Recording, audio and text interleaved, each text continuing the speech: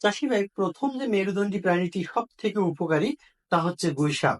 দিবাচর এই প্রাণী পোকামাকড় এবং ইঁদুর দমন করে কৃষকদের কষ্টার্জিত যে মূল্যবান সম্পদ আছে তার রক্ষা করে। আপনারা শুনে অবাক হবেন যে এই ইঁদুর 1,000 কোটি টাকার সম্পদ নষ্ট করে শুধুমাত্র 1 বছরের মধ্যে। তাদের মধ্যে অন্যতম হচ্ছে ধান এবং গম। জরিপে দেখা গেছে যে এক জোড়া ইঁদুর যদি সঠিক পরিমাণ খাবার পায়, উপযুক্ত পরিবেশ এবং শত্রুরা যদি তার কোনো ক্ষতি না করে, তাহলে ধরে নেবেন 1 বছরে সে 1 লক্ষ বাচ্চা দেবে এবং 3 বছরে দেবে 1 কোটি। আর এই ইঁদুর খেয়ে কিন্তু অনেকটাই কন্ট্রোলে রাখে হচ্ছে গুইসাপ। আপনাদের 1.5 একর জমিতে যদি একটি মাত্র গুইসাপ থাকে, তাহলে ওই জমিতে কিন্তু ইঁদুর আর থাকবে না।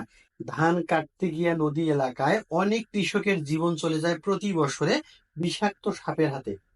এই বিষাক্ত সাপের ডিম খেয়ে সাপের বংশবৃদ্ধিকে নিয়ন্ত্রণে রাখে হচ্ছে গুইসাপ। তাই প্রাকৃতিক এই সম্পদকে রক্ষা করা আছে আমাদের সবার কর্তব্য। দ্বিতীয়ত যে সাপটি হচ্ছে তা হচ্ছে ডারাস সাপ। দাঁড়া সাপ কৃষকদের অন্যতম পরম একটা উপকারী সাপ। ক্ষতিকারক পোকা মাকড় ইঁদুর এমনকি বিষাক্ত সাপের ডিম হচ্ছে এই সাপের প্রিয় খাবার। এর পরবর্তীতে যে বন্ধু সাপটি হচ্ছে তা হচ্ছে সাংখিনী, অনেকেই শাখামুন্ডি বলে। বাংলাদেশে দ্বিতীয় বিষধর যে সাপটি রয়েছে তা হচ্ছে শঙ্খিনী।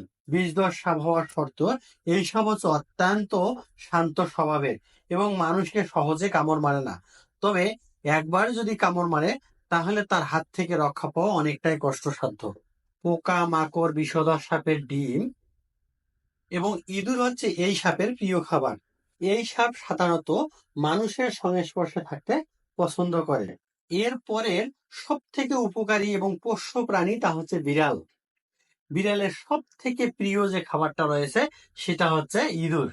এই ইঁদুরকে খেয়ে কিন্তু অনেকটাই কন্ট্রোলে রাখে এবং চাষিদের ফসলকে কিন্তু রক্ষা করে। তবে আরেকটি অন্যতম নিরীহ জীব হচ্ছে ব্যাঙ। এই ব্যাঙ চাষিদের অজান্তে শত শত পোকা খেয়ে চাষিদের উপকার করে থাকে। প্রিয় দর্শক, সবার তরে একটাই দাবি, কৃষক বাঁচলে বাঁচবে দেশ, স্বাবলম্বী হবে বাংলাদেশ। তাই চাষিদের কল্যাণে এই উপকারী জীবগুলোকে আমরা সবাই মিলে রক্ষা করি।